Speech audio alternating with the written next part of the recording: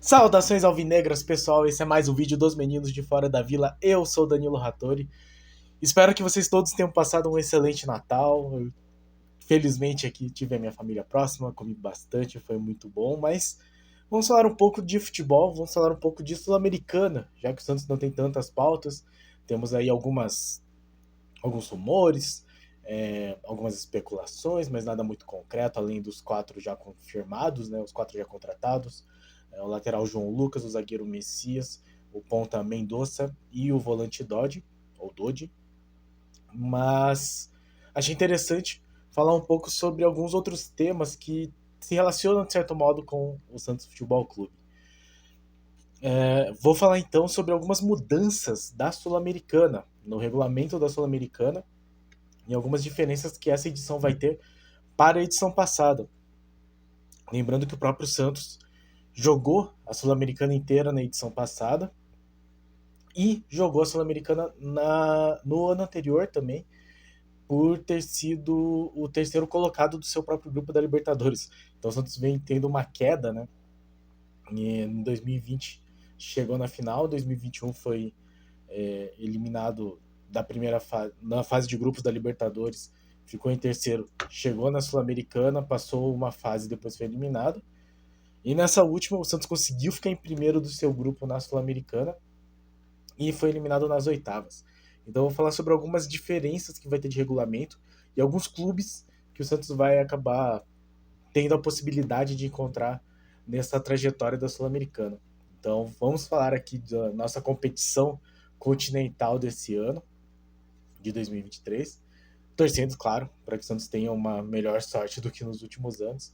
Antes, peço sempre, se inscreve no canal se você não for inscrito, deixa o like, compartilha e comente aí sua expectativa para esta Sul-Americana, que é o campeonato que todo mundo considera como mais acessível, com times um pouco menos complicados do que, por exemplo, a Libertadores ou a própria Copa do Brasil, que tem a adição dos melhores colocados do Campeonato Brasileiro, e que é quase como uma segunda divisão da Libertadores, digamos assim, né? São os times que não ficaram tão bem. É o similar da Copa da UEFA, que seria na Europa, e que teve algumas mudanças de regulamento ao longo do tempo. Para os mais jovens, talvez não se lembrem, mas antes a Sul-Americana... Bom, é que até recentemente era assim, né? A Sul-Americana era toda de mata-mata, não tinha fase de grupos. E antes ainda, os times brasileiros disputavam entre eles a primeira fase, então era até um pouco injusto, porque se não me engano, classificavam, sei lá, 6 brasileiros e 5 argentinos. Só que esses 5 argentinos não se enfrentavam e os 6 brasileiros já se enfrentavam de cara, ou eram 8 brasileiros, não sei. Mas eles já se eliminavam, então só ficava a metade. O Santos uma vez, inclusive, eliminou o São Paulo, né? Nesse século, o Santos não foi eliminado pelo São Paulo em nenhum mata-mata. Uma dessas eliminações foi a Sul-Americana de 2004. E aí depois ela passou a ser um mata-mata, mas entre times de diferentes países, tanto que o Santos foi eliminado pelo River Plate do Uruguai, o River Plate falsificado, o River Plate genérico, né? Naquele 2019, time do São Paulo. E aí a Sul-Americana veio meio que crescendo, digamos assim, de importância, de visibilidade, passou a dar uma vaga para a Libertadores para o seu campeão e se tornou um torneio de fase de grupos, mais próximo ainda da Libertadores. E aí ela tem algumas peculiaridades, assim, ela é um pouco diferente da Libertadores, e eu vou dar uma explicada aqui. Para começar, que esses duelos entre o mesmo país, que antes tinha o Brasil, agora envolve todos os outros países, menos Brasil e Argentina. Então, já vai começar, inclusive está aqui no calendário, aqui na semana... já nem tanto, né? Mas na semana do dia 8 de março, já começa esse mata-mata dos times que são do mesmo país. Antes era em jogos de ida e volta, até como foi o próprio Santos contra o River Plate do Uruguai. A mudança desse ano é que não vai mais ser ida e volta, vai ser um jogo só. Por quê? Porque a Sul-Americana vai ganhar uma semana a mais de disputa depois. Então eu vou falar um pouco mais sobre isso. Mas só para comentar aqui então, Bolívia, Chile, Colômbia, Equador, Paraguai, Peru, Uruguai e Venezuela. Todos esses países, 3, 6, 7, 8 países, cada um classificou 4 times para esse mata-mata, e desses times saem 2. Então, só para mencionar aqui, foi o sorteio, inclusive, desses confrontos e da pré-Libertadores também. Vou até comentar a relação que vai ter, né? No dia 21 de dezembro agora. E então esses 32 times já têm os confrontos conhecidos. Então, na Bolívia, o Guabirá enfrentou o Oriente Petroleiro, o Blooming enfrentou o Atlético Palma-Flor, no Chile, o Cobresal enfrentou o Palestino, o Audax Italiano enfrentou a Universidade Católica. Assim sucessivamente, vai ter LDU contra Delfim, um jogo interessante, né? 2 times que o Santos já enfrentou em competições internacionais. O Tolima contra o Junior Barranquilla, o Emelec contra o Cuenca, o Guarani de Portugal contra o Sportivo Ameliano. Interessante, o Sportivo Ameliano é um time que subiu recentemente da primeira divisão do Paraguai. O Guarani é bastante conhecido, né? Do Uruguai, inclusive, tem o River Plate uruguaio, que nos eliminou em 2019 contra o Peñarol, que nós vencemos na final da Libertadores. Na Venezuela vai ter Caracas contra Porto Cabello. O Porto Cabello é o time que revelou o Lacava, que era uma promessa lá e acabou não dando certo. E o Estudiantes de Mérida contra o Deportivo Táchira. Então, o time que nos eliminou da Sul-Americana do ano passado, porque veio da Libertadores, enfrenta o Estudiantes de Mérida, e é possível que eles passem. Então, desses 2 confrontos, né, 4 de cada país, vão passar 2 em jogo único, que é a grande novidade. E aí, são 32 times, né, 4 vezes 8, passam 16, e esses 16, é isso, né? Isso. Se juntam aí aos 12 times, deixa eu só confirmar aqui, 32 aos 12 times, isso, que já estão classificados do Brasil e da Argentina. Então, já vão ter aí 12 times com mais 16 times, somando 28. Faltam 4 para completar os grupos, os 8 grupos de 4. E esses 4 vêm da terceira fase da pré-Libertadores. Então tem essa condição também, né, que a gente também passou. A gente jogou a pré-Libertadores, para quem não lembra, né, a gente enfrentou o Deportivo Lara e depois enfrentou o São Lourenço no melhor momento do Olan, se eu não me engano, ainda era o treinador.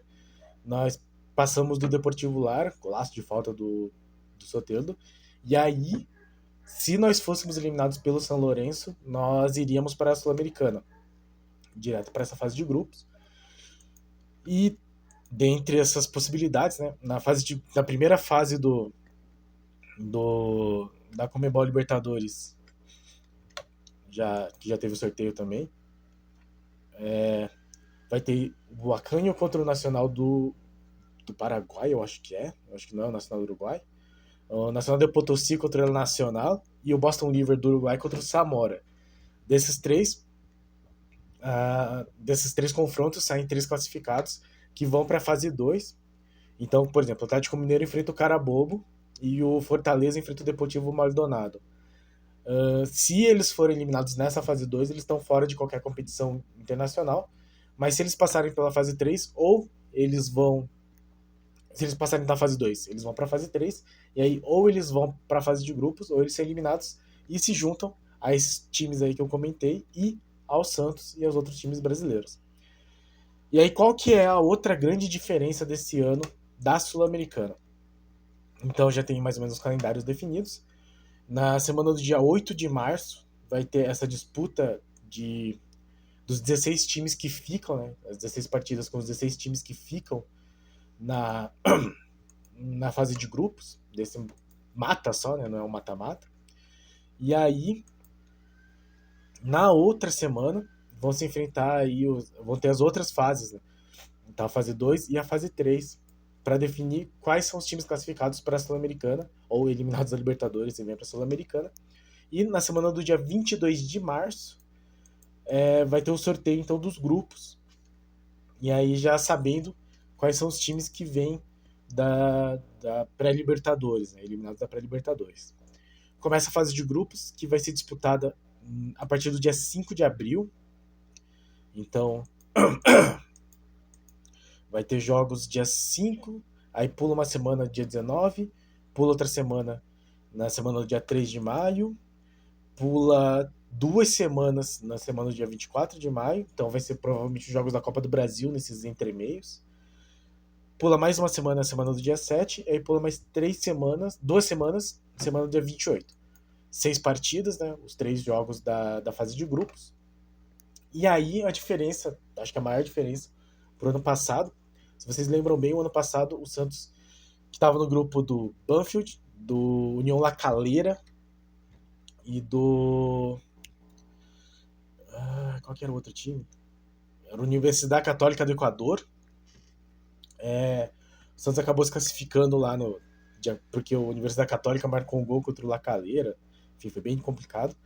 Mas com isso o Santos garantiu o primeiro lugar e só se classificava o primeiro de cada grupo. Nessa edição, o primeiro se classifica direto para as oitavas e o segundo disputa um mata-mata com os terceiros colocados da fase de grupos da Libertadores. Então, antes você não tinha essa fase, só passava o primeiro colocado, que já pegava direto o terceiro colocado da Libertadores. Então, no caso do Santos, foi o Deportivo Táchira, que foi o terceiro colocado do grupo da Libertadores dele. Agora, se fosse, por exemplo, no ano passado, o Santos teria passado em primeiro, já estaria nas oitavas, mas o Deportivo Táchira viria enfrentar, teoricamente, porque seria o mesmo grupo, o segundo colocado, no caso, que seria o União La Calera. Então, o União La Calera se classificaria, enfrentaria quem vem da Libertadores. E o Santos enfrentou o Táchira por sorteio, mas neste caso nesse playoff vai ser os melhores terceiros colocados contra os piores segundos colocados e vice-versa, né? Então, os que conseguiram mais pontos na Sul-Americana vão enfrentar os que conseguiram menos pontos na Libertadores, e os que conseguiram mais pontos na Libertadores vão enfrentar os que conseguiram menos pontos na Sul-Americana. É um pouco injusto por uma questão de adversários, mas eu acho que é mais justo do que sorteio, digamos assim. E aí, nas oitavas vai ter sorteio. Eu imagino que vai ser tudo no mesmo pote, então o Santos vai poder pegar qualquer um, porque pode ser que passe todos da Libertadores, pode ser que passe todos da Sul-Americana, pode ser que passe 5 de um e 3 do outro, a gente nunca vai saber, não vai saber até a hora do sorteio. E aí no dia 21 de julho tem o sorteio das oitavas, a serem disputadas nas semanas de 2 de agosto e de 9 de agosto. E assim sucessivamente até a final, programada para o sábado, dia 28 de outubro, mas aí está muito longe, né? O Santos não vem desempenhando tão bem o seu papel nessas competições. Mas é só para a gente saber que o segundo lugar da fase de grupos da Sul-Americana, nesta edição, não elimina automaticamente como foi no ano passado. Então o Santos aí, com um pouquinho mais de tranquilidade, não precisa passar o apuro que passou o ano passado. Se bem que eu espero de verdade que o Santos demonstre um futebol bem melhor e que consiga aí uma classificação tranquila na Sul-Americana. Então essas são algumas das novidades da Sul-Americana nesse ano, torneio que a gente está aí disputando, e torcendo muito para conseguir chegar numa final, quem sabe ser campeão e conseguir uma vaga para Libertadores, seria bem legal, mas antes vamos passo a passo, até porque no ano passado a gente pegou a fase de grupos com União La Calera, Universidade Católica Genérica e Banfield, e foi um sofrimento mesmo assim, eram 3 times muito fracos, muito ruins.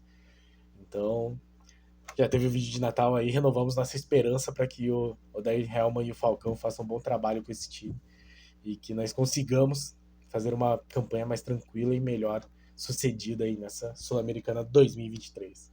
Certo, pessoal? Então, chegando mais perto, né, do sorteio da fase de grupos, né, no caso, ano que vem, dia 22 de março, a gente repercute um pouco mais.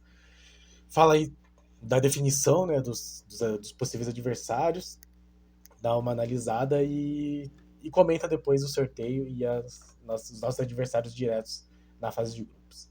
Muito obrigado a todos que assistiram nosso vídeo, muito obrigado a todos que acompanham o nosso canal, muito obrigado a todos que estão inscritos no nosso canal. Se você não é inscrito, se inscreve, deixa o like, compartilha e comente aí a sua expectativa para essa Copa Sul-Americana 2023. Obrigado a todos, pessoal, e pra cima deles. Abraço!